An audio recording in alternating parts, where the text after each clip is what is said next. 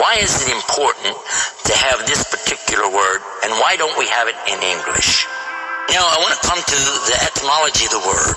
It comes from the word Elah, and Elah means God.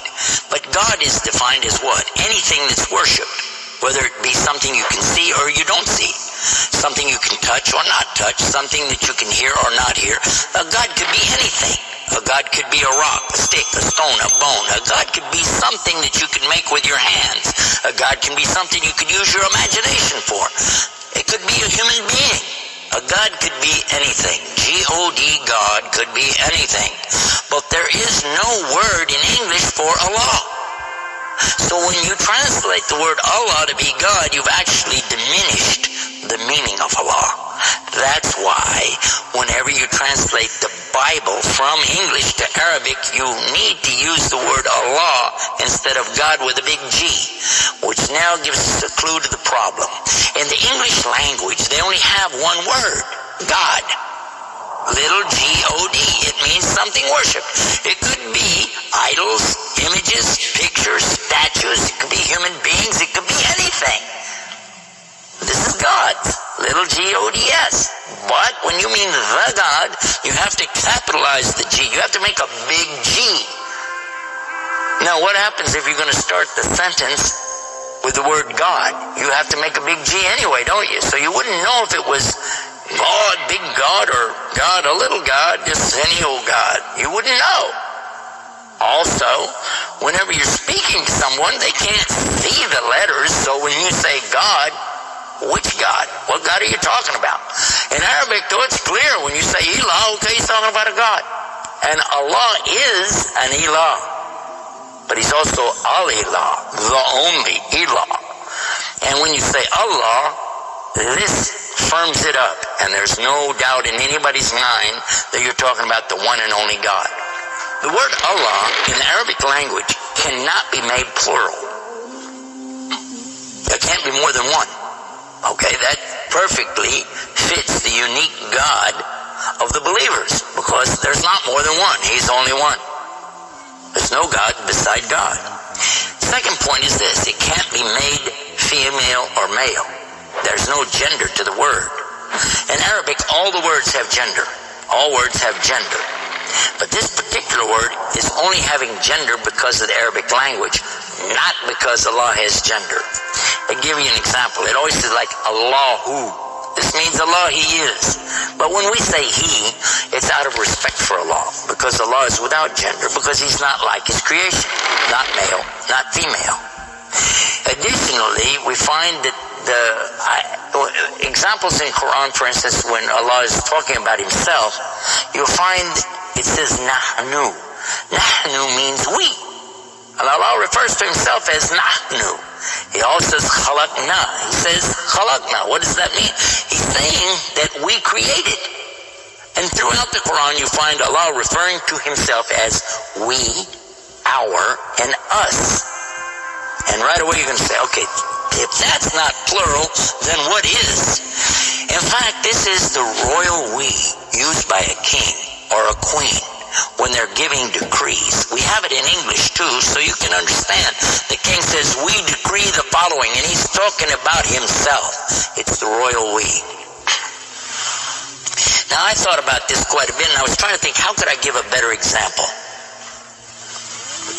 After all, most of us, myself included, never met a king, never met a queen, and so I'm not really familiar with that usage. Although it's there, I'm not sure what you're talking about. So then, in studying the English language, we find that it's true that we do that when we speak to someone directly. Watch this. When I say, for instance, this cup. Okay. I would say, this is a cup. This is a cup of tea.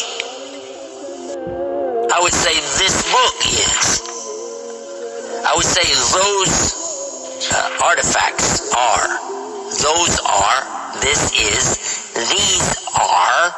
So I'm saying is and are. Did you catch this now? These things are.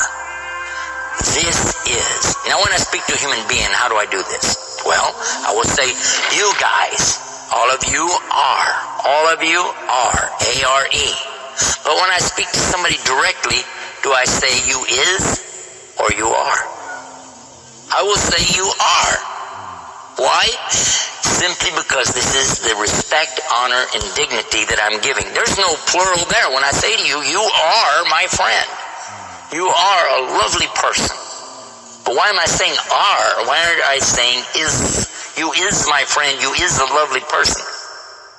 You'll say, man, this guy doesn't know English language.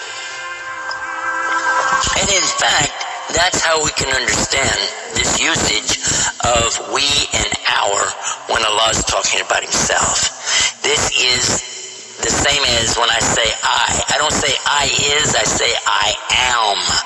And again, it's to show the, not plural, but rather the specific nobility, dignity, and honor that you give to the one who's speaking about himself and to the one he's speaking to.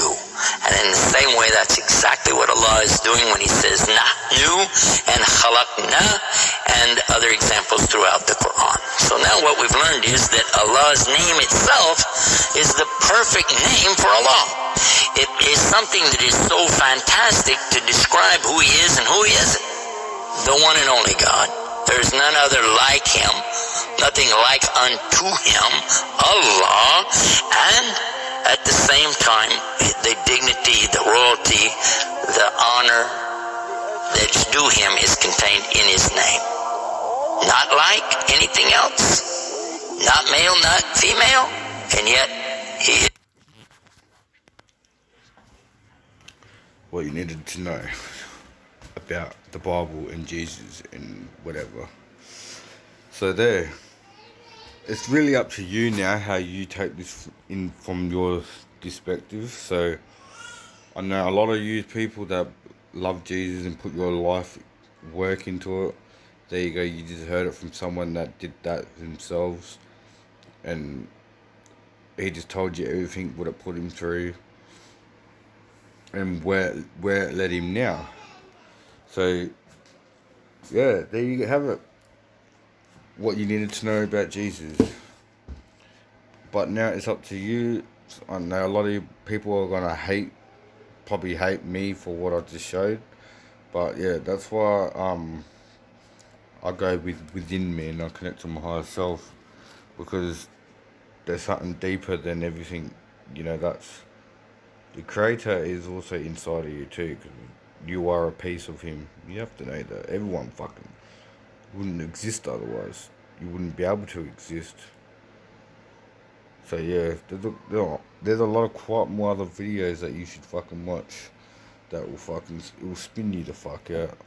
I'm about to do another one that, yeah, I will leave that on there for my next video. I'm not going to say anything. But yeah, there you have it. Thanks for watching, anyone. I know I'm getting a bit tipsy now, so I better stop making videos. Alright, there you have it. Thanks for watching my fucking spiritual video. And yeah, stay tuned to my next one. Thanks.